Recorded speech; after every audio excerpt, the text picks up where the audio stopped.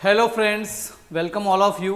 नमस्कार दोस्तों, मैं आप सभी का हल्दर क्लासेस उदयपुर के ऑनलाइन प्लेटफॉर्म पर हार्दिक स्वागत एवं अभिनंदन करता हूं।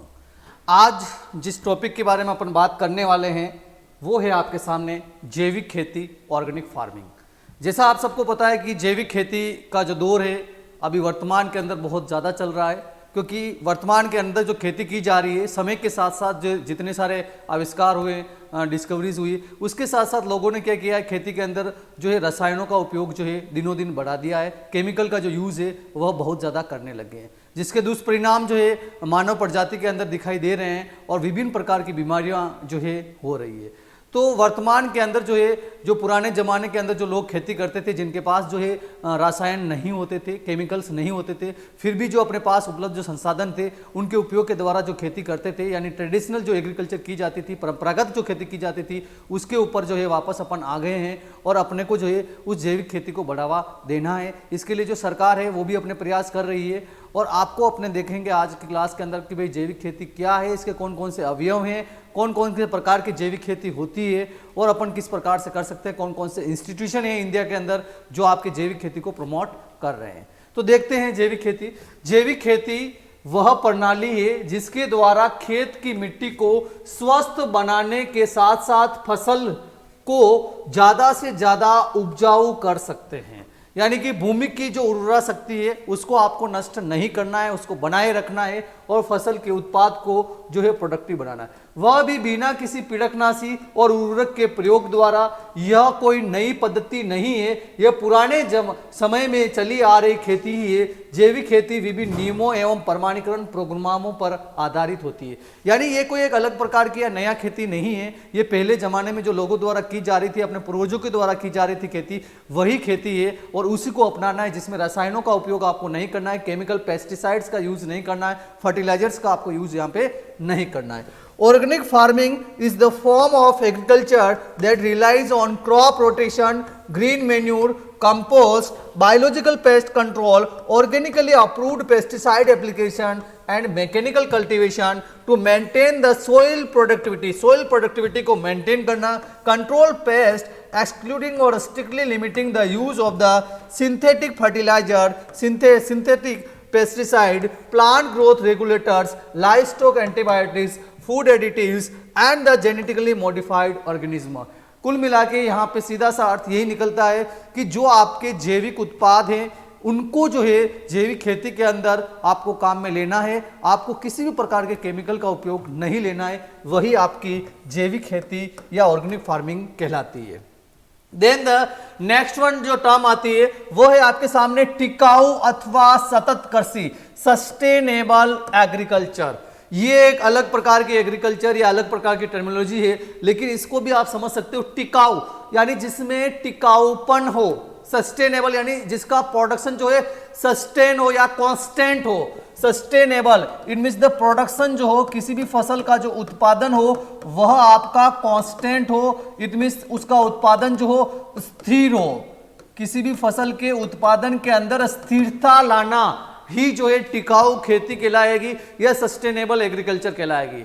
जैसे अभी वर्तमान के दौर की बात करें तो जितने ज्यादा रसायनों का प्रयोग किया जा रहा है उतना अधिक जो है कई बार जो है प्रोडक्शन जो है आपका इंक्रीज हो रहा है, लेकिन समय के साथ साथ उनका विपरीत प्रभाव भी एग्रीकल्चर के अंदर अपने को देखने को मिल रहा है। समय के साथ साथ जो है प्रोडक्शन जो है वापस गिरने भी लग गया है, तो ये आपको पता है। लेकिन अगर अपन जैविक खेती अपनाएंगे, जैविक उत्पादों को एग्रीकल्चर के अंदर काम में लेंगे तो फसल के उत्पादन के अंदर जो होगी वो एक स्थिरता आएगी। यानी कि इस साल अगर आपका किसी फसल का उत्पादन है 10 क्विंटल अगर पर बीघा हुआ है तो नेक्स्ट ईयर भी 10 क्विंटल पर बीघा के आसपास ही होगा, उसमें ज्यादा फ्लक्चुएशन नहीं होगा। उसे ही जो है अपन सतत कृषि या सस्टेनेबल एग्रीकल्चर के नाम से जानते हैं। वह कृषि जिसमें मानव की बदलती हुई आवश्यकताओं को संतुष्ट करने के लिए की जाने वाली कृषि है। इसमें संसाधनों का सफलतापूर्वक प्रबंधन किया जाता है, जबकि पर्यावरण की बनाए रखने अथवा उसकी गुणवत्ता की बढ़ाना, प्राकृतिक संसाधनों को संरक्षित करना। जैविक खेती वह है जो सतत कृषि या टिकाऊ कृषि के उद्देश्यों की पूर्ति करता है। यानी जैविक कृषि जो है एक प्रकार से एक फसल के उत्पादन के अंदर टिकाऊपन लाती है, बिना पर्यावरण के नुकसान पहुंचाए, बिना मानव प्राणी को हानि पहुंचाए। Sustainable agriculture is the successful management of the resources for the agriculture to safety change changing human needs while maintaining or enhancing the quality of the environment and conserving the natural resources। प्राकृतिक संसाधनों को संरक्षित करने का भी इसमें उद्देश्य रखा गया है, जो आपको मालूम होना चाहिए। देन अपन देखते हैं कि जैविक खेती जो अपन बात करने जा रहे हैं, ऑर्गेनिक फार्मिंग की जो बात करने जा रहे हैं, इसका कॉन्सेप्ट कहां से आया है, कौन कौन किस प्रकार का इसका इतिहास रहा है, हिस्ट्री किस प्रकार की रही है, वो अपने को जानने की सबसे बड़ी जरूरत है यहाँ पे। तो जैविक खेती जो शब्द है, ऑर्गेनिक फार्मिंग जो टर्म है, यह किसने दी? लॉर्ड नॉर्थबॉर्न ने जो है यह टर्म कॉइंड की थी अपनी पुस्तक लुक टू द लैंड के अंदर। ये काफी इंपॉर्टेंट है, एग्जाम के अंदर पूछा जाता है कि ऑर्गेनिक फार्मिंग जो टर्म है, जैविक खेती जो शब्द है, वह किसने दिया? तो लॉर्ड नॉर्थबॉर्न ने जो है अपनी पुस्तक लुक टू द लैंड के अंदर जो है ऑर्गेनिक फार्मिंग टर्म को सबसे पहले काम में लिया था। इसके बाद अपन अगर अदर साइंटिस्ट की बात करें तो जे.आई. रोडले जो है यूनाइटेड स्टेट के अंदर, और लेडी बॉलफोर जो है इंग्लैंड के अंदर, और सर अल्बर्ट होवार्ड जो है भारत के अंदर जो है जैविक खेती के ऑर्गेनिक फार्मिंग को लाने का श्रेय जो है इनको जाता है।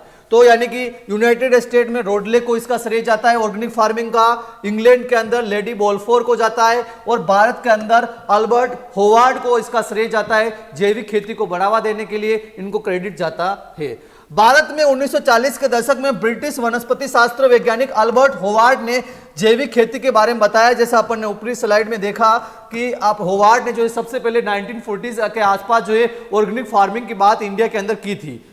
देन अल्बर्ट होवार्ड को जो भारत के अंदर जैविक खेती को इंट्रोड्यूस किया, उनको जो है अपन आधुनिक जैविक खेती का पितामह भी कहते हैं। भारत के अंदर इनको father of modern organic agriculture के नाम से जाना जाता है, जो आपको मालूम होना चाहिए। तो यहाँ पे दो पॉइंट काफी ज्यादा इंपॉर्टेंट है। नंबर फर्स्ट, तो ऑर्गेनिक फार्मिंग टर्म किसने दी? तो लॉर्ड नॉर्थबाउंड ने दी लुक टू द लैंड नामक पुस्तक के अंदर, और अल्बर्ट होवार्ड को जो है अपन मॉडर्न ऑर्गेनिक एग्रीकल्चर का पितामह कहते हैं भारत के अंदर, जो आपको पता होना चाहिए। देन नेक्स्ट वन बात करते हैं।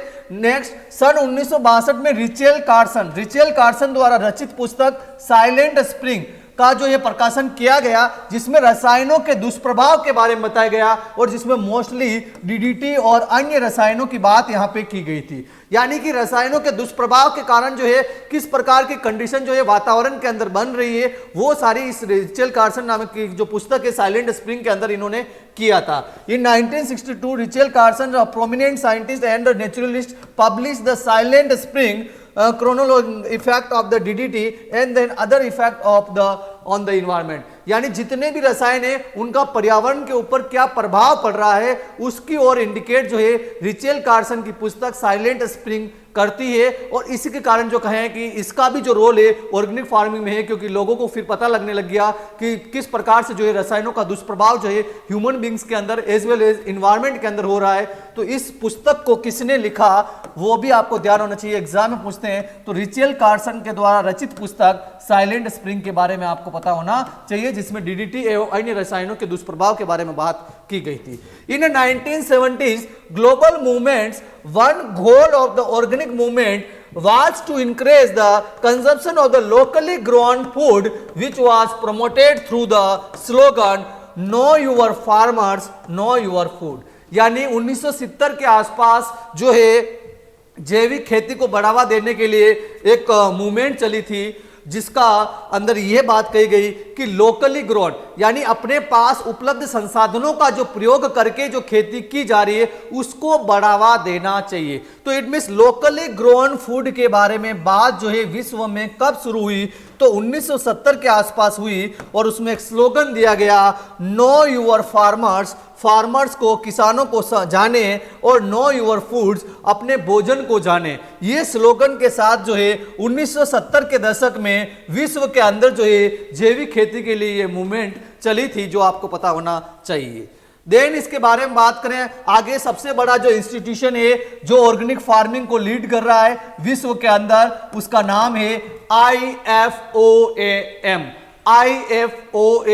काफी इंपॉर्टेंट जो है। In 1972, the International Federation of Organic Agriculture Movement (IFOAM) was founded in the Versailles, France।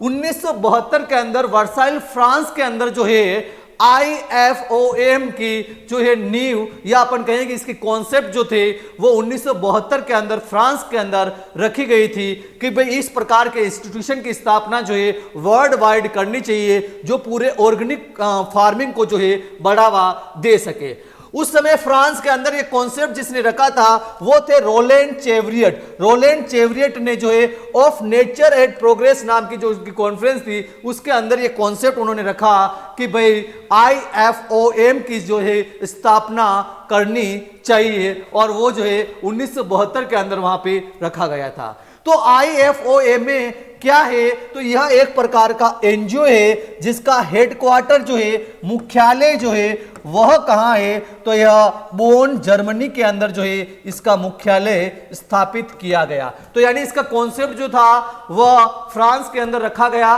और इसके बाद इसकी स्थापना जो की गई वह जर्मनी के अंदर की गई बोन नामक स्थान पर 1972 के अंदर, जो आपको पता होना चाहिए। It is an world wide umbrella organisation of the organic agriculture movement. जैविक खेती का विश्व का शीर्ष संस्थान के नाम से इसे जानते हैं, जो आपको पता होना चाहिए, जो ऑर्गेनिक फार्मिंग को बढ़ावा देने का कार्य कर रहा है।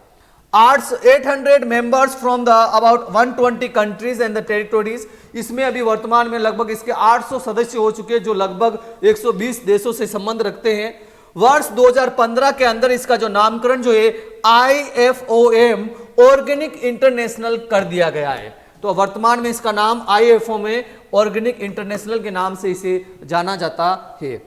The organic agriculture movement in India, Bharat के अंदर वो जैविक खेती की जो मूवमेंट हुई है, receive the inspiration and the assistance from the IFOM के कारण ही भारत के अंदर भी जो है ऑर्गेनिक खेती को बढ़ावा देना शुरू हो गया और इंडिया के अंदर all India federation of organic farming, all India federation of organic farming जो है वह सदस्य है किसका, IFOM का सदस्य बन चुका है, जो भी आपको पता होना चाहिए। तो ये सबसे बड़ा जो है एक प्रकार से कहेंगे इंस्टीट्यूशन है ऑर्गेनिक फार्मिंग का वर्ल्ड वाइड, जो है ऑर्गेनिक फार्मिंग को लीड कर रहा है पूरे वर्ल्ड के अंदर, और इंडिया के अंदर जो है ऑल इंडिया और फेडरेशन ऑफ ऑर्गेनिक फार्मिंग जो है ये कार्य कर रहा है, जो आपको पता होना चाहिए। तो इसमें इसका सबसे पहला जो है इसका वर्ष, इसका फाउंडेड जो है कौन से वर्ष के अंदर हुआ, 1972 के अंदर हुआ, ये अक्सर एग्जाम के अंदर पूछा जाता है। इसके बाद इसका कॉन्सेप्ट किसने दिया, रोलैंड चेवरियट ने दिया। इसके बाद इसका मुख्यालय कहां है, तो बोन जर्मनी के अंदर है, और ये एक अम्ब्रेला ऑर्गेनाइजेशन है, शीर्ष संस्थान है ऑर्गेनिक फार्मिंग का, और इंडिया के अंदर भी, या इंडिया भी जो है इसका मेंबर है, जो आपको मालूम होना चाहिए। इसके बाद अपन भारत की बात करें तो भारत के अंदर जो है ऑर्गेनिक फार्मिंग को बढ़ावा देने के लिए कौन कौन से संस्थान बने, कौन कौन से इंस्टीट्यूशन जो है या कौन कौन से प्रोग्राम जो है गवर्नमेंट ऑफ इंडिया के द्वारा चलाए गए हैं, जिनके बारे में आपको मालूम होना चाहिए। तो सबसे पहले government of India launch the national programme on organic production, NPOP, काफी इंपॉर्टेंट है। भारत सरकार ने जो है नेशनल प्रोग्राम चलाया था ऑर्गेनिक प्रोडक्शन पर इन द ईयर ऑफ 2000 के अंदर, which was formally notified in October 2001। आपको यहां पे देखो 2000 के अंदर ही जो है भारत सरकार ने NPOP का कॉन्सेप्ट रख दिया था, लेकिन इसकी जो शुरुआत जो की गई थी वर्ष 2001 से की गई। इसलिए अगर एग्जाम के अंदर एक क्वेश्चन आता है तो उस केस में NPOP जो है स्टार्टिंग कब हुआ, तो वर्ष 2001 के अंदर हुआ, जो आपको मालूम होना चाहिए। तो ये अपने देश के अंदर सबसे पहले जो है ऑर्गेनिक फार्मिंग को बढ़ावा देने के लिए गवर्नमेंट की तरफ से जो शुरुआत की गई वह NPOP, national programme on organic production के रूप में वर्ष 2001 के अंदर की गई थी। देन द लोगो क्या होता है, भारत के जो ऑर्गेनिक उत्पाद है उसका जो लोगो है वह इंडियन ऑर्गेनिक के नाम से है, और जिसको जो है भारत सरकार ने 26 जुलाई 2002 को रिलीज किया था इसी प्रोग्राम के तहत NPOP के अंतर्गत, जो आपको पता होना चाहिए। तो यानी भारत के अंदर जितनी भी जैविक खेती की जा रही है उसके उत्पाद है उसके ऊपर जो लोगो लगाया जाता है वह इंडिया ऑर्गेनिक के नाम से जाना जाता है, जो वर्ष 2002 के अंदर दिया गया था। इसके बाद सेकंड वन आता है, government of India has launched a scheme that is the national project on organic farming. देखो दोनों में डिफरेंस है, वो था आपका national programme on organic production और ये है आपका national project on organic farming. ये जो है इंडिया के अंदर गवर्नमेंट ऑफ इंडिया के द्वारा with an outlay of 57.05 crore 57.05 crore रुपयों से इसकी शुरुआत अपने देश के अंदर 10वीं पंचवर्षीय योजना में पायलट बेसिस पर की गई थी। और ये जो ऑपरेशन है ये अपने देश के अंदर 1 अक्टूबर 2004 के अंदर शुरू हुआ था। तो इसमें बड़ा कंफ्यूजन होता है कि भाई एनपीओपी की शुरुआत कब हुई, 2001 के अंदर हुई, और आपका एनपीओएफ की शुरुआत कब हुई, तो वर्ष 2004 के अंदर हुई है। जो आपको यहाँ पे बेसिक डिफरेंस यहाँ पे ध्यान रखना है कि एनपीओपी 2001 एंड देन एनपीओएफ 2004, ये दोनों वर्ष आपको ध्यान रखने। एनपीओएफ का जो हेडक्वार्टर है, मुख्यालय जो है वो कहां स्थापित किया गया, तो गाजियाबाद के अंदर, गाजियाबाद यूपी के अंदर आता है, वहां पे इसका मुख्यालय स्थापित किया गया था। इसके 6 जो है रीजनल सेंटर भी स्थापित किए गए, क्षेत्रीय कार्यालय भी अपने भारत में स्थापित किए गए, जिसमें एक है बेंगलोर के अंदर, देन भुवनेश्वर के अंदर, हिसार, जबलपुर, इंफाल, ये नागपुर के अंदर जो है इसके रीजनल सेंटर जो है भारत के अंदर स्थापित किए गए।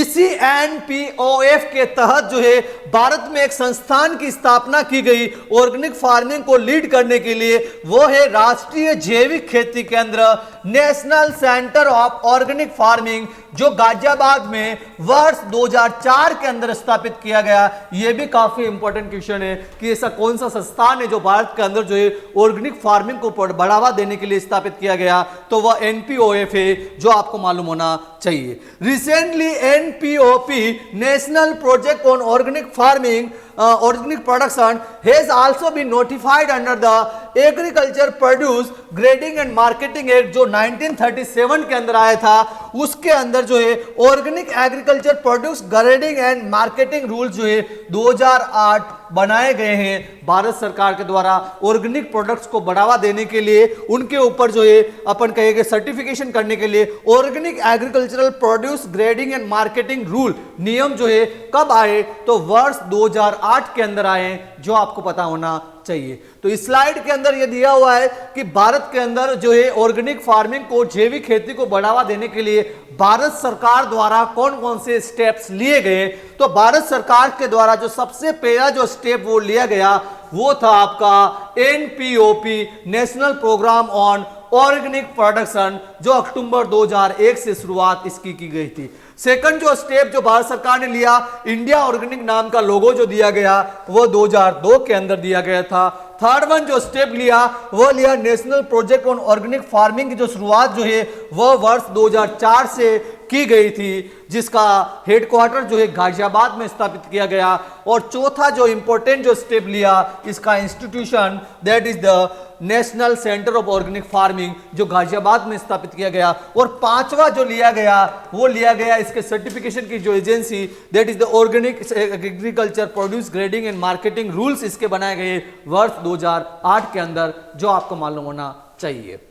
देन नेक्स्ट वन अपन देखते हैं, रूपांतरण अवधि, कन्वर्जन पीरियड क्या होता है। तो इसको समझने के लिए सबसे पहले अपने को यह जानना जरूरी है कि वर्तमान समय के अंदर, यानी कि एग्रीकल्चर की बात करें, कृषि की बात करें, तो अपन इसको दो प्रकार से डिवाइड कर सकते हैं।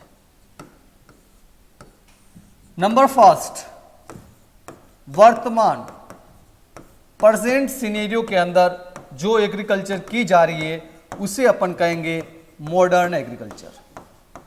मॉडर्न एग्रीकल्चर, आधुनिक कृषि, आधुनिक कृषि। और जो अपन ऑर्गेनिक फार्मिंग की बात कर रहे हैं, जैविक खेती की बात करें, या गवर्नमेंट जिसको बढ़ावा देनी चाह रही है, वो है आपकी ऑर्गेनिक फार्मिंग अर्थात जैविक खेती। तो इन दोनों में बेसिकली जो डिफरेंस या अंतर आ रहा है वो ये आ रहा है कि जो मॉडर्न एग्रीकल्चर या आधुनिक कृषि हो रही है यह रसायनों पर आधारित है, रसायनों पर आधारित, केमिकल बेस्ड, अर्थात इसमें रासायनिक उर्वरकों का प्रयोग होता है, पेस्टिसाइड का उपयोग जो है आधुनिक कृषि के अंदर किया जा रहा है। लेकिन जैविक खेती जो है जैविक उत्पादों पर आधारित है।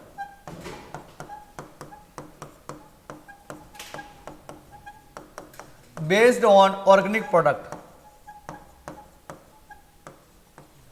यानी यहां पे रसायनों का प्रयोग जो है नहीं किया जाता है। तो अभी जो वर्तमान में खेती हो रही है जिसमें रसायनों का प्रयोग हो रहा है, और अपन बात करें जहां रसायनों का प्रयोग नहीं होता है वो खेती करना यानी जैविक खेती करना, तो ये तुरंत नहीं हो सकता है। वर्तमान के अंदर इतना रसायनों का प्रयोग किया जा रहा है जिसको अचानक से अगर बंद भी किया जाएगा तो उत्पादन के अंदर भारी कमी भी आपको देखने को मिलेगी, और अचानक से बंद कर देने से ही जो है आपकी खेती जो है जैविक खेती नहीं हो सकती। यानी आज से अगर आपने जो है अपनी खेती के अंदर जो है रासायनिक उत्पादों का प्रयोग जो है बंद किया है, उसके बाद कितने समय बाद जो अपन कहेंगे कि उस खेत से जो उत्पाद होगा वो आपका जैविक कहलाएगा, वह जैविक खेती में कन्वर्ट हो पाएगा। तो ये इसके बीच की जो समयावधि होती है, यानी इस आधुनिक कृषि को, रासायनिक कृषि को अपन जैविक खेती में कन्वर्ट करने का जो समय होता है वही आपका कन्वर्जन पीरियड कहलाता है। क्या कहलाता है? कन्वर्जन पीरियड कहलाता है, यानी रूपांतरण अवधि के नाम से जाना जाता है, जो अपन अगली स्लाइड के अंदर बात करेंगे। तो यानी कि आधुनिक कृषि को जैविक खेती में बदलने में कितना समय लगता है वही आपका कन्वर्जन पीरियड है, जो यहाँ पे डिस्कशन कर रहे हैं कि रूपांतरण अवधि।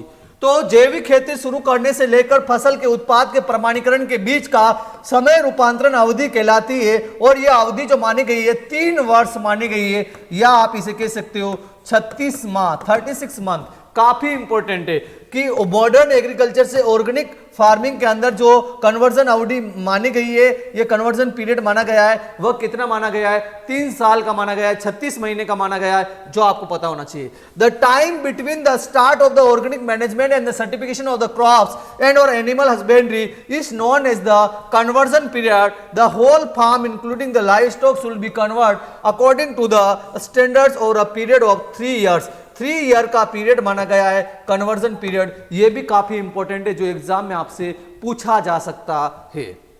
देन नेक्स्ट वन आता है जैविक खेती के अवयव क्या क्या है, ऑर्गेनिक फार्मिंग के कंपोनेंट क्या क्या है। तो ऑर्गेनिक फार्मिंग के कंपोनेंट की अगर अपन बात करें तो जितने भी ऑर्गेनिक जो प्रोडक्ट्स हैं जिनको अपन यूज कर रहे हैं, जिसमें आपका फसल चक्र अपनाना, क्रॉप रोटेशन को फॉलो करना, यह आपके ऑर्गेनिक फार्मिंग का एक कंपोनेंट है। देन हरी खाद, ग्रीन मैन्यूरिंग लेना, जिसमें आपका सनई आ गया, ढेंचा आ गया, उनका उपयोग करना, कंपोस्ट बनाना, सिटी कंपोस्ट बनाना या नाडेप कंपोस्ट बनाना, कीटों एवं रोगों का जैविक प्रबंधन करना, बायोलॉजिकल मैनेज करना, इंसेक्ट पेस्ट एंड डिजीज को, जैविक पीड़कनाशकों का प्रयोग करना, बायो पेस्टिसाइड्स का यूज करना, यांत्रिक रूप से भूमि को उर्वरकता को बढ़ाना यानी टिलेज ऑपरेशन जो है टाइमली करना, रासायनिक उर्वरकों का प्रयोग नहीं करना, केमिकल फर्टिलाइजर्स का यूज नहीं करना, रासायनिक पीड़कनाशकों का प्रयोग नहीं करना, it means the chemical pesticides का यूज नहीं करना, आनुवांशिक रूपांतरित फसल को नहीं लेना, जीएम क्रॉप को अप्लाई नहीं करना। यही आपके जो है कंपोनेंट है ऑर्गेनिक फार्मिंग के, जिसमें ऑर्गेनिक जो आपके रिसोर्सेज हैं उनको जो है इसके अंदर यूज किया जाता है, जिसमें क्रॉप रोटेशन हो गया, ग्रीन मैन्यूरिंग हो गया, ऑर्गेनिक मैन्योर्स हो गए, फार्म यार्ड मैन्योर हो गए, कंपोस्ट हो गया, वर्मी कंपोस्ट हो गया, ऑर्गेनिक जो बायो पेस्टिसाइड्स है उनका यूज हो गया। यही आपके मेन कंपोनेंट माने जाते हैं ऑर्गेनिक फार्मिंग के, जो आपको मालूम होना चाहिए। देन आता है जैविक खेती के सिद्धांत क्या है, प्रिंसिपल क्या है, principle of organic farming. Organic farming के क्या सिद्धांत है? तो ऑर्गेनिक फार्मिंग के जो है 4 प्रिंसिपल माने गए हैं। स्वास्थ्य का सिद्धांत, प्रिंसिपल ऑफ हेल्थ, यानी ऑर्गेनिक फार्मिंग करने से जो है यहां पे human being as well as animals की हेल्थ पर कोई भी एडवर्स इफेक्ट नहीं पड़ता है।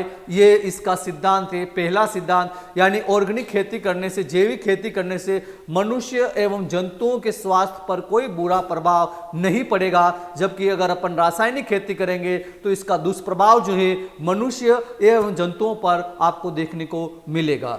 दूसरा इसका सिद्धांत है पारिस्थितिकी का सिद्धांत, प्रिंसिपल्स ऑफ द इकोलॉजी, यानी इस जैविक खेती को अपनाने से पारिस्थितिकी के अंदर जो चक्र जो चल रहा है, इकोसिस्टम जो चल रहा है, उस पर भी कोई विपरीत प्रभाव जो है इस ऑर्गेनिक फार्मिंग से नहीं पड़ने वाला है, जो आपको पता होना चाहिए। निष्पक्षता का सिद्धांत, प्रिंसिपल ऑफ द फेयरनेस, अर्थात ये जो है ऑर्गेनिक फार्मिंग करने से किसी भी साथ जो है अपन कहें कि ये एक प्रकार की निष्पक्ष खेती है जो किसी के साथ जो है गलत नहीं होने देगी, यानी किसी को जो है नुकसान नहीं होने देगी, पर्यावरण को या एनवायरनमेंट को इससे कोई नुकसान नहीं होगा, मनुष्य ह्यूमन बीइंग को इससे कोई नुकसान नहीं होगा, जंतुओं को एनिमल्स को इसके साथ कोई नुकसान नहीं होगा, यानी किसी के साथ भेदभाव जो है इस खेती से नहीं देखने को मिलेगा आपको। देखभाल का सिद्धांत प्रिंसिपल ऑफ केयर, ये एक प्रकार से जैविक खेती जो है सभी की देखभाल भी करती है, या एक प्रकार से कहे कि जो है एक प्रकार का शुद्ध भोजन या प्योर फूड जो है अवेलेबल जो है ह्यूमन बीइंग एनिमल्स को करवाती है, उसकी वजह से उनके शरीर के अंदर किसी प्रकार का रोग या ये होने की संभावना भी नहीं रहती है। उनकी सुरक्षा या देखभाल करने का काम भी जो है जैविक खेती द्वारा किया जाता है। तो जैविक खेती के जो है 4 प्रिंसिपल हैं, हेल्थ का प्रिंसिपल, इकोलॉजी का, फेयरनेस का और केयर का, जो आपको पता होना चाहिए। देन द नेक्स्ट वन आता है बायोडायनेमिक या जैव गतिकी कृषि। बायोडायनेमिक एग्रीकल्चर क्या होती है? तो यह अवधारणा जो है, इसका जो कॉन्सेप्ट है वह किसने दिया? तो रुडोल्फ स्टेनर ने दिया। काफी इंपॉर्टेंट है, ध्यान रखना, बायोडायनेमिक एग्रीकल्चर का कॉन्सेप्ट किसके द्वारा दिया गया? रुडोल्फ स्टेनर के द्वारा दिया गया। इसमें खेत को एक जैविक इकाई माना गया है जो मृदा से प्रतिक्रिया करता है, मृदा को भी जैविक इकाई माना गया है, इसकी उर्वरता बढ़ाई जाती है तथा इस खेती के भोज्य उत्पाद मानव कल्याण में मददगार होते हैं। यानी बायो एक्टिविटी या अपन कहे बायो एलिमेंट के रूप में, जैविक इकाई के रूप में जो है खेत को माना गया है और उसके ऊपर जो है खेती करने की जो है परिकल्पना जो है रुडोल्फ स्टेनर के द्वारा दी गई है।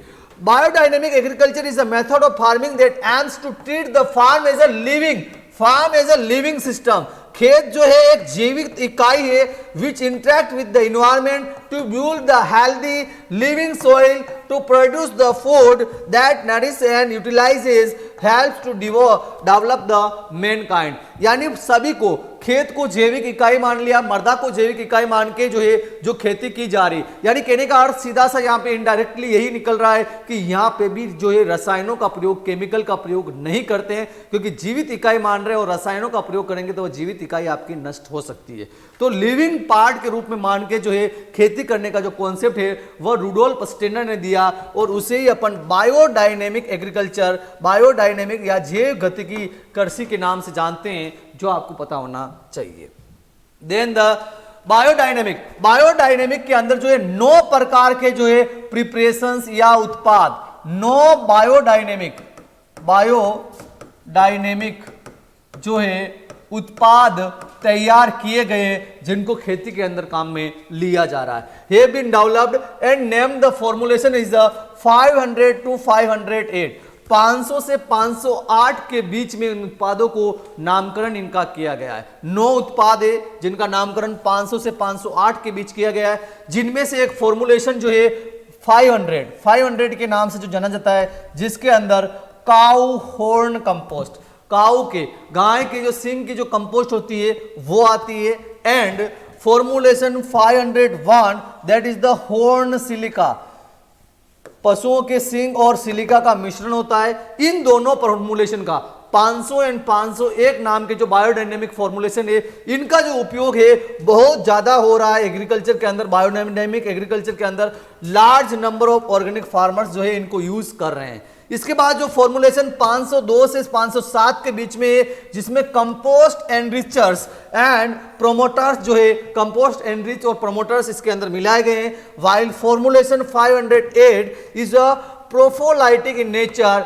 And helps in the control of the fungal diseases. कवक जनित रोगों को रोकने के लिए फॉर्मुलेशन जो है 508 का यूज किया जा रहा है। अगर आपको एग्जाम में पूछ ले कि बायोडायनेमिक खेती जिसमें सभी को लिविंग पार्ट के रूप में माना गया है, उसमें कितने फॉर्मुलेशन जो है अभी तक विकसित किए गए हैं, तो 9 प्रकार के फॉर्मुलेशन विकसित किए गए हैं, जिसमें 500 से लगाकर 508 तक इनको नाम दिया गया है, जिसमें आपके 2 फॉर्मुलेशन काफी ज्यादा पॉपुलर है। नंबर फर्स्ट 500 वाला, जिसके अंदर जो है काऊ के हॉर्न की कंपोस्ट आती है। देन आपका 501 वाला, जिसमें हॉर्न की सिलिका आती है, सिंग की और सिलिका को मिलाकर जो मिश्रण बनाया गया है।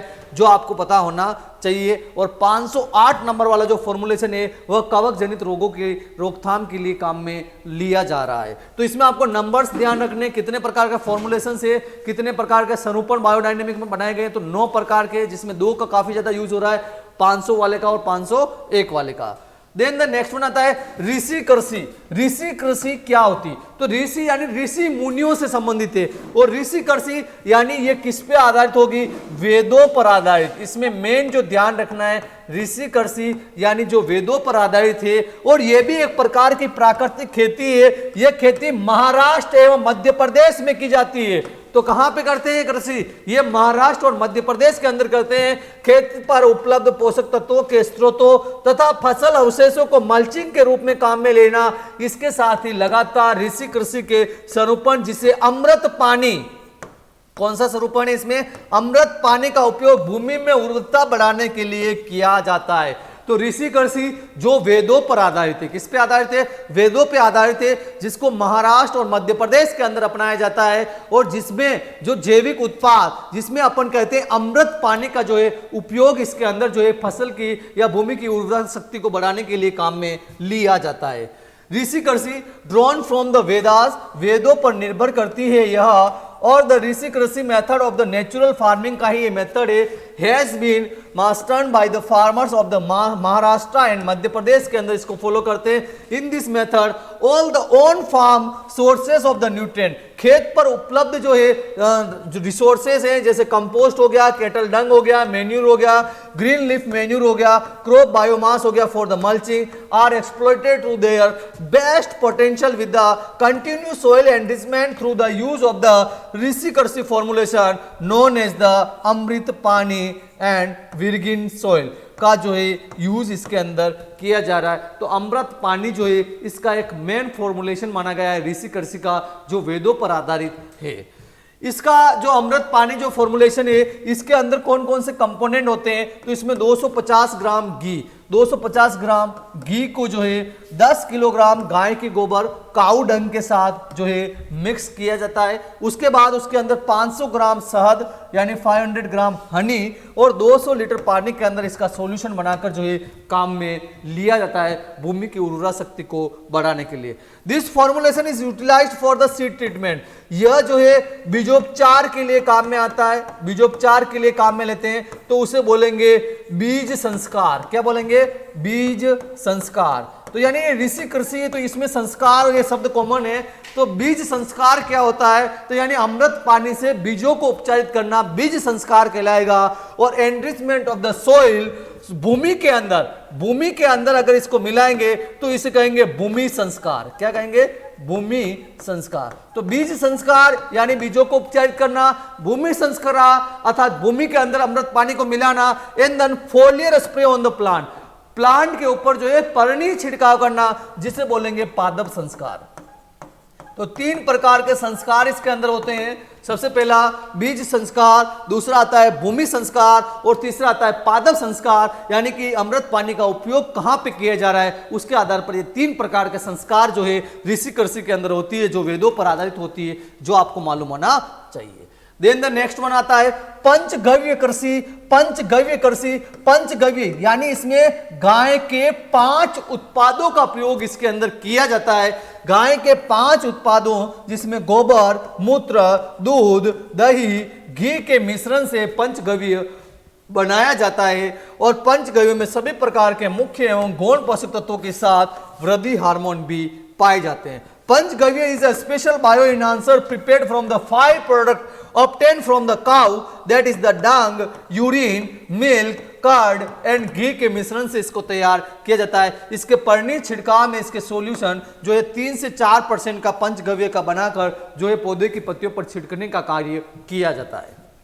देन नेक्स्ट वन आता है प्राकृतिक खेती। नेचुरल फार्मिंग क्या होती है? तो प्राकृतिक खेती की बात करें तो खेत पर उपलब्ध जैविक संसाधनों का दक्षतापूर्वक उपयोग करना तथा जीवामृत, जो इसमें टर्म आ रही जीवामृत के उपयोग द्वारा भूमि की उर्वरता को बढ़ाना, जो मृदा में अधिक जैविक क्रिया को दर्शाता है। जीवामृत का उपयोग भूमि उपचार के लिए 500 लीटर प्रति हेक्टेयर की दर से किया जाता है। जीवामृत का उपयोग पनीर छिड़काव के लिए भी किया जाता है। और दूसरा इसमें एक उत्पाद आता है जिसे अपन बोलते हैं बीजामृत, और बीजामृत जैसा इसका नाम है, तो बीजों को उपचारित करने के लिए इसका प्रयोग करते हैं। तो प्राकृतिक खेती में यानी प्रकृति के अंदर जो उपलब्ध जो संसाधन है उनके द्वारा दो प्रकार के उत्पाद दैट इज द जीवामृत और बीजामृत बनाए जाते हैं और उनका उपयोग उस कृषि के अंदर, उस एग्रीकल्चर के अंदर करते हैं, जिसे अपन प्राकृतिक कृषि या नेचुरल फार्मिंग के नाम से जानते हैं। Natural farming emphasizes on the efficient use of the own farm biological resources and enrichment of the soil with the use of the जीवामृत। मृदा के अंदर पोषकों का स्तर बढ़ाने के लिए जीवामृत का यूज करना ताकि सोइल में बायोलॉजिकल एक्टिविटी को बढ़ावा मिल सके। Use of the Bijamrit, Bijamrit का यूज करना बीजोपचार के लिए, प्लांटिंग मटेरियल को ट्रीट करने के लिए। Jeevamrut for the seed treatment and foliar spray are important component. ये दो महत्वपूर्ण कंपोनेंट माने गए प्राकृतिक खेती के, जीवामृत एंड आपका बीजामृत, जो आपको मालूम होना चाहिए। देन आता है फुफुओका खेती। फुफुओका खेती क्या होती है? तो ये भी एक प्रकार के अपन कहें कि जैविक खेती के अंदर ही एक प्रकार का पार्ट है या एक प्रकार की एग्रीकल्चर है, फुफुओका खेती। तो फुफुओका खेती के बारे में बात करें तो इन जापान के अंदर Mansubu Fukuoka, a microbiologist working in the soil science and plant pathology, began to doubt the modern agriculture movement। वर्तमान में जो खेती हो रही है उनको जो है उसके अंदर डाउट या संदेह होने लगा, जो आपके जापान के अंदर एक वैज्ञानिक थे फुकुओका को। तो in 1937 he quit his job as a research scientist and returned to his family farm in 1938। इनको ऐसा लगा तो उन्होंने 1937 में अपना जो जॉब थी, नौकरी थी, उसको छोड़ दी और 1938 में अपने परिवार के या अपने खेत पर जो है ये लौट गए थे। एंड डिवोकेटेड the next 60 years developing a radical no till organic method. बिना जुताई के 60 वर्षों तक जो है इन्होंने अनाज और अन्य फसलें जो है अपने खेत पर गैर जैविक विधि विकसित करने को समर्पित किया था। And many other crops known as the nature farming, जिसे जो है नेचर फार्मिंग या नेचुरल फार्मिंग नहीं कहा जाता है, उसे कहा जाता है do nothing farming. Do nothing यानी कुछ नहीं करना, डू नथिंग कुछ नहीं करना, या फुकुओका फार्मिंग के नाम से जाना जाता है। तो फुकुओका फार्मिंग का जो कॉन्सेप्ट है उसका अर्थ है कुछ ना करें खेती भी कहते हैं इसके, और फुकुओका खेती भी कहते हैं। जो किसने विकसित की? यह जापान के अंदर विकसित की गई है। किसके द्वारा विकसित हुई है? मसानोबु फुकुओका के द्वारा विकसित की गई है, जो आपको मालूम होना चाहिए।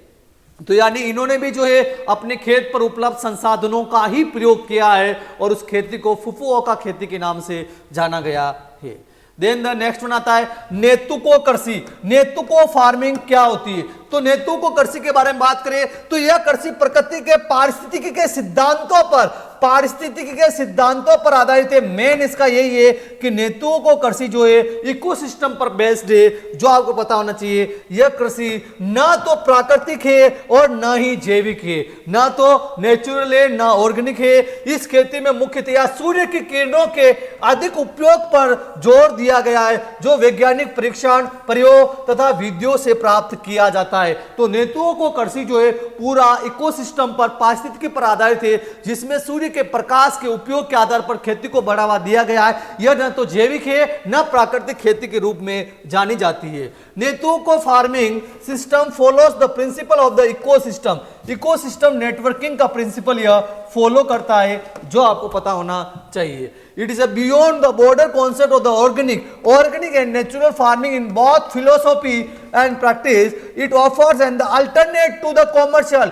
यह जो वर्तमान में जो खेती की जा रही है, व्यापारिक जो कृषि की जा रही है, उसका एक अल्टरनेट या विकल्प है, जो आपको पता होना चाहिए। Heavily chemical techniques of the modern farming. वर्तमान में जो रसायन खेती की जा रही है उसके विकल्प के रूप में अपन नेतुको कृषि को मान सकते हैं। Instead the emphasis is on the simple harvest of the sunlight. Sunlight को जो है हार्वेस्ट या सनलाइट या सूर्य की किरणों का जो है इसमें उपयोग किया जाता है। The critical application of the scientific examination, experiments and methods they are rooted in the neighbour resources, यानी कि जो साइंटिफिक तरीके से उसको एग्जामिन करके जो है सूर्य की किरणों का सही तरीके से उपयोग इसके अंदर, इस खेती के अंदर किया जाता है। It depends on the developing through out the understanding the plant physiology, पादप की कार्यकी को समझा जाता है, ज्योमेट्री को इसमें समझा जाता है, उसकी ग्रोथ की, फर्टिलिटी एंड बायोकेमिस्ट्री को समझ के उसमें खेती की जाती है। This can be simply achieved through the demystification of the science के नाम से भी इसे अपन जानते हैं। तो नेतुको-कृषि के अंदर जो है इकोसिस्टम पर यह आधारित है, जिसमें सनलाइट, सूर्य की किरणों का जो है उपयोग किया जाता है, साइंटिफिक तरीके से उपयोग किया जाता है, जो आपको मालूम होना चाहिए।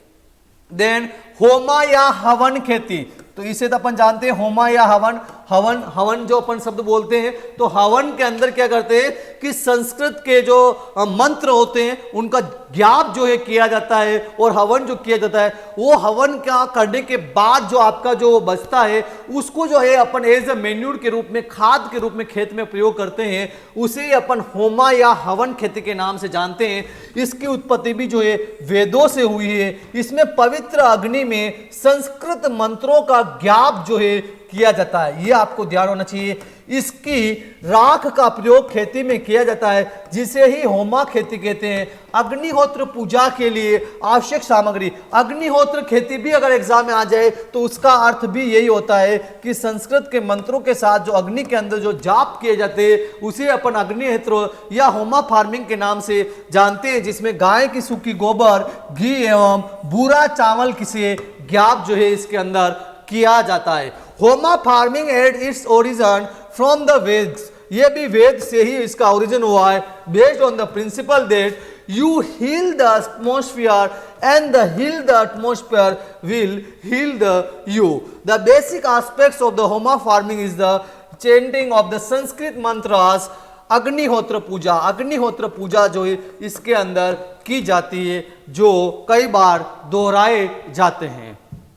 देन द जैविक प्रमाणीकरण, कि भाई जैविक खेती की और बात करें तो जैविक प्रमाणीकरण के लिए जो है क्या कार्य जो है गवर्नमेंट ऑफ इंडिया के द्वारा किए जा रहे, जैविक उत्पादों का प्रमाणीकरण जो है कौन कौन सी संस्थाओं के द्वारा भारत के अंदर किया जा रहा है। सबसे ज्यादा जो है जैविक उत्पादों का जो प्रमाणीकरण है वह एपेडा नाम के संस्थान, एपाडे नाम के संस्थान के द्वारा किया जा रहा है, जो आपको ध्यान रखना है, जिसकी फुल फॉर्म है agriculture and processed food products export development authority, जिसकी स्थापना 1985 के अंदर न्यू दिल्ली के अंदर की गई है, जो भारत के अंदर जैविक उत्पादों का प्रमाणीकरण का कार्य जो है कर रहा है, जो आपको मालूम होना चाहिए। इसके अलावा जो है चाय बोर्ड, टी बोर्ड जो कोलकाता के अंदर है वह भी जैविक उत्पादों को प्रमाणीकरण का कार्य करता है। Masala board, spice board Kochi Kerala के अंदर है, यह भी यही काम करता है। नारियल विकास बोर्ड, कोकोनट डेवलपमेंट बोर्ड जो केरला के अंदर है, ये भी इनके उत्पादों को, जैविक उत्पादों को, क्योंकि देखो अगर टी बोर्ड है तो यानी चाय के प्रमाणीकरण का काम करेगा,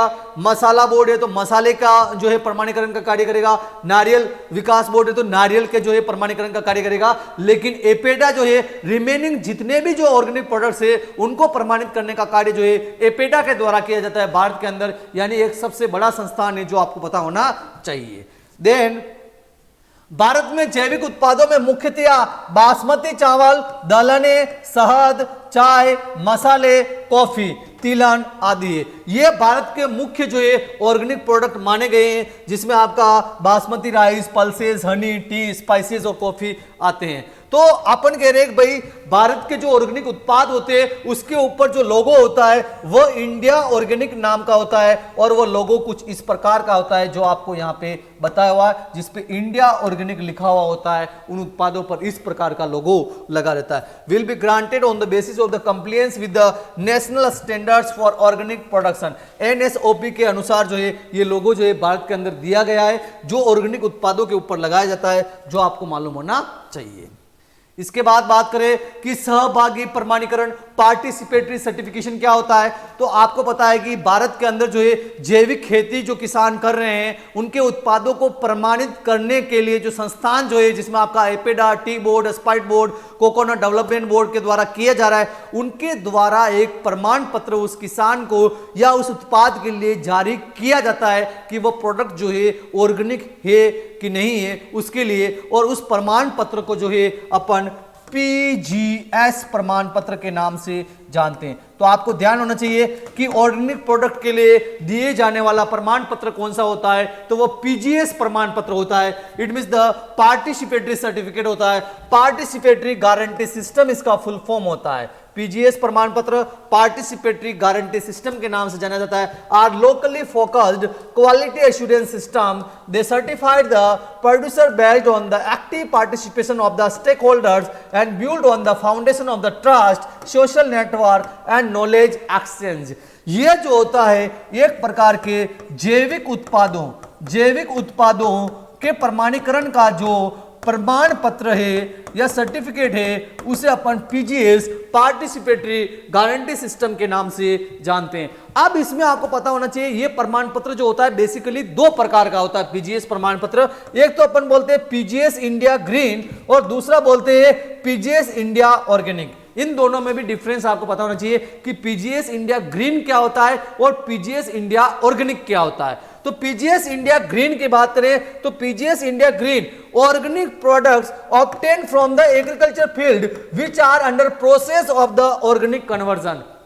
अर्थात जो खेत मतलब ऑर्गेनिक जैविक उत्पाद उस खेत से प्राप्त किया गया है जो जैविक खेती के अंदर अभी हाल ही में आया है या जो कन्वर्जन पीरियड के अंदर है, परिवर्तन काल के अंदर है, यानी उसको अभी जो है अपन कहेंगे कि वह 3 साल उसको पूर्ण नहीं हुए हैं और वो कन्वर्जन पीरियड के अंदर है, तो उसके दौरान जो सर्टिफिकेट मिलता है वह पीजीएस इंडिया ग्रीन के नाम से मिलेगा। यानी जैसे आज आपने ऑर्गेनिक प्रोडक्ट या ऑर्गेनिक जो है उत्पाद अपनी खेती के अंदर काम लेना शुरू कर दिया, रसायनों का उपयोग बंद कर दिया, लेकिन उसके दौरान जो आपको उत्पाद जो मिलेगा उसके ऊपर जो सर्टिफिकेट आपको मिलेगा वह पीजीएस इंडिया ग्रीन के नाम से मिलेगा, क्योंकि वो अभी पूरा ऑर्गेनिक नहीं हुआ है। लेकिन जब आपका कन्वर्जन पीरियड यानी जो 3 साल का कन्वर्जन पीरियड है वह पूरा हो जाएगा, उसके बाद जो प्रमाण पत्र दिया जाएगा उसे पीजीएस इंडिया ऑर्गेनिक के नाम से जानेंगे। It means the organic product obtain from the agriculture field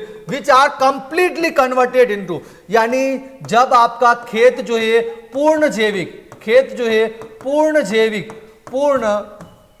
जैविक के रूप में बदल जाएगा, तब उससे प्राप्त होने वाले उत्पाद के लिए जो है इंडिया ऑर्गेनिक के नाम से पीजीएस प्रमाण पत्र दिया जाता है। तो पीजीएस प्रमाण पत्र एक प्रकार के जैविक उत्पाद का प्रमाण पत्र होता है जो भारत सरकार द्वारा, जो उसके संस्थान है सर्टिफिकेशन के, एपेडा या स्पाइस बोर्ड, इनके द्वारा जो है रिलीज किया जाता है। तो उसमें जो होते हैं 2 प्रकार के प्रमाण पत्र होते हैं, यानी जो एक अंडर जो है ऑर्गेनिक फार्मिंग प्रोसेस के अंदर चल रहा होता है तो उसे पीजीएस इंडिया ग्रीन नाम का प्रमाण पत्र दिया जाता है, और जो आपका ऑलरेडी ऑर्गेनिक हो चुका है, जो जिस खेत के अंदर अपन कल्टीवेशन कर रहे हैं उससे जो प्रोडक्ट प्राप्त होगा वो आपका पीजीएस इंडिया ऑर्गेनिक के नाम से दिया जाता है। तो ये 2 प्रकार के पीजीएस प्रमाण पत्र होते हैं जो आपको पता होना चाहिए।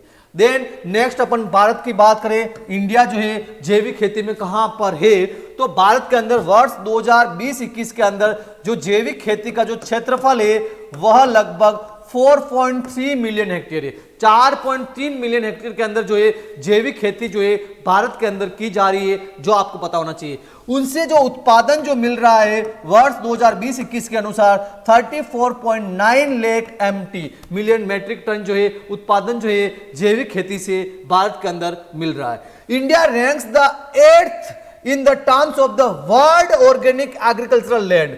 विश्व में जैविक खेती के क्षेत्रफल में भारत का 8वां स्थान है।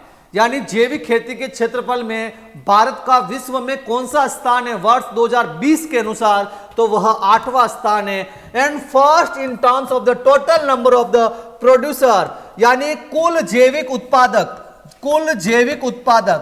उत्पादक के केस में भारत का विश्व में पहला स्थान है। यानी कि कहे कि भारत के अंदर जैविक उत्पादक जो है, किसान जो है, जो जैविक खेती अपना रहे हैं, वह विश्व में सबसे अधिक संख्या में है, जो आपको पता होना चाहिए। MP has the, Madhya Pradesh has covered the largest area under the organic certification. Bharat के अंदर सबसे ज्यादा जैविक प्रमाणीकरण का क्षेत्र, भारत में जैविक खेती का प्रमाणित क्षेत्र प्रमाणित क्षेत्र सर्वाधिक कौन से राज्य में है? तो सर्वाधिक मध्य प्रदेश में है। उसके बाद दूसरा स्थान आता है राजस्थान का और तीसरा स्थान आता है महाराष्ट्र का। और ये क्वेश्चन एग्जाम में अक्सर आता है कि अपने देश में सर्वाधिक सर्टिफाइड एरिया कहां है ऑर्गेनिक फार्मिंग का? तो वह मध्य प्रदेश के अंदर है, जो आपको पता होना चाहिए, जिसमें राजस्थान का दूसरा स्थान है और महाराष्ट्र का तीसरा स्थान है। उसके बाद छत्तीसगढ़, हिमाचल प्रदेश, जम्मू कश्मीर और कर्नाटक का नंबर आता है। तो जैविक खेती के प्रमाणित क्षेत्र के अंदर मध्य प्रदेश पहले स्थान पर है।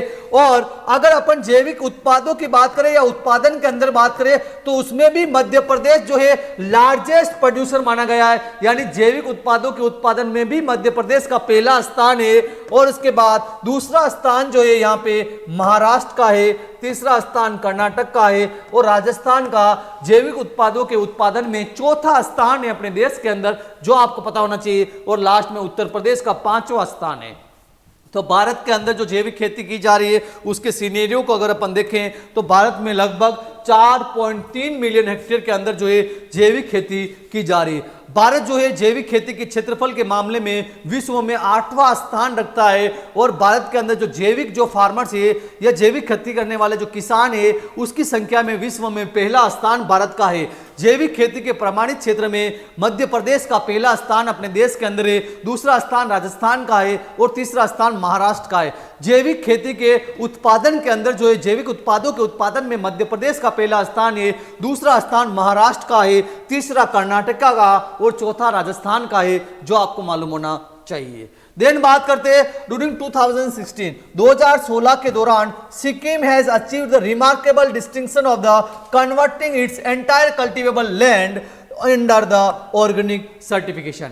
यानी भारत का ऐसा कौन सा राज्य है जिसका संपूर्ण जो क्षेत्र है, भारत के कौन से राज्य का संपूर्ण जो क्षेत्र है वह संपूर्ण कृषि क्षेत्र जो है वह जैविक खेती के अंदर आ चुका है? तो इसमें आपका आंसर जाएगा सिक्किम।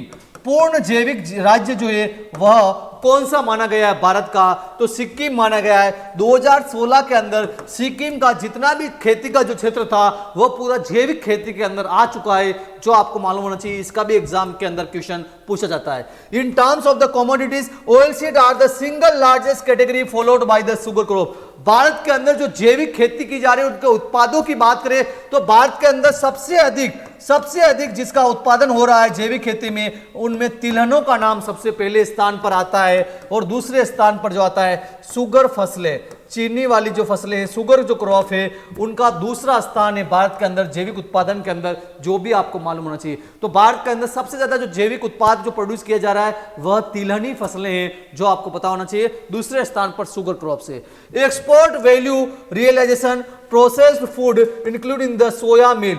अपने देश के अंदर सबसे ज्यादा जो एक्सपोर्ट किया जा रहा है, यानी सबसे ज्यादा निर्यात कौन से ऑर्गेनिक उत्पाद का हो रहा है? सबसे ज्यादा निर्यात कौन से ऑर्गेनिक उत्पाद का हो रहा है? तो सोया मिल, सोयाबीन से प्राप्त जो मिल होता है उसका 57% जो है निर्यात, यानी जितने भी ऑर्गेनिक प्रोडक्ट है उसमें से 57% जो है सोया मिल का निर्यात जो है अपने देश से किया जा रहा है, जो आपको पता होना चाहिए। और उसके बाद जो नंबर आता है, उसके बाद आपके तिलहनी, दूसरी रिमेनिंग जो तिलहन है उनका आता है 9% और सीरियल और मिलेट्स जिसका 7% निर्यात हो रहा है, जो आपको पता होना चाहिए। तो ये हो गया ऑर्गेनिक जो है एग्रीकल्चर के बारे में। अपने देश में सबसे पहला राज्य जो ऑर्गेनिक हो चुका है वह सिक्किम है। लेकिन राजस्थान के अंदर अगर अपन बात करें तो राजस्थान का कौन सा जिला है जिसे ऑर्गेनिक घोषित किया गया है, जैविक खेती के लिए घोषित किया गया है? तो उसमें आंसर डूंगरपुर आएगा। राजस्थान के केस में भी जो राजस्थान के स्टूडेंट्स हैं उनको ये ध्यान होना चाहिए। इसके बाद आपको एक चीज यहाँ पे और पता होनी चाहिए कि भारत सरकार ने जो है इस ऑर्गेनिक फार्मिंग को बढ़ावा देने के लिए एक स्कीम चलाई है, दैट इज द PKVY, जो वर्ष 2015 के अंदर चालू की गई है। परंपरागत कृषि विकास योजना, परंपरागत कृषि विकास योजना। परंपरागत कृषि विकास योजना की शुरुआत अपने देश में वर्ष 2015 के अंदर की गई है। और परंपरागत it means the traditional traditional agriculture, जो आपके पूर्वज जो खेती करते आ रहे थे उस खेती को बढ़ावा देना, और पूर्वज जो खेती कर रहे थे वह कहीं न कहीं कहें अपन एक प्रकार की जैविक खेती ही है। तो जैविक खेती को बढ़ावा देने के लिए भारत सरकार द्वारा कौन सी स्कीम चालू की गई है? तो परंपरागत कृषि विकास योजना पीकेवाई की शुरुआत वर्ष 2015 से की गई है, जो एक क्लस्टर अप्रोच है और जिसके अंदर जो पीजीएस सर्टिफिकेशन का कार्य भी किया जाता है, जो आपको मालूम होना चाहिए। तो ये सारी बात हो गई ऑर्गेनिक फार्मिंग के बारे में, ऑर्गेनिक जैविक खेती के बारे में, जो अपन ने डिस्कस की कि भाई जैविक खेती क्या है, इसके और अल्टरनेट्स कौन कौन से है, होमा फार्मिंग क्या होता है, नेतुका फार्मिंग क्या होता है, नेचुरल फार्मिंग क्या होता है, फुफोका फार्मिंग क्या होता है, ये सारी भी अपन ने देखी है। इसके बाद ऑर्गेनिक फार्मिंग के कंपोनेंट क्या होते हैं, ऑर्गेनिक फार्मिंग की हिस्ट्री वर्ल्ड के अंदर क्या रही है, इंडिया के अंदर क्या रही है, कौन कौन से इंस्टीट्यूशन है, ऑर्गेनिक प्रोडक्ट्स का किस प्रकार से सर्टिफिकेशन किया जाता है, कौन सा लोगो होता है, कि कौन कौन से प्रकार के सर्टिफिकेट इसके अंदर दिए जाते हैं, कौन सी जो प्रोग्राम है, कौन सा जो स्कीम है गवर्नमेंट के द्वारा इसके लिए चलाई जा रही है, और इंडिया की वर्तमान में पोजीशन क्या है ऑर्गेनिक फार्मिंग के अंदर, वो अपन ने यहाँ पे डिस्कस किया और ये आपको अच्छे से पढ़ना है। धन्यवाद, थैंक यू वेरी मच।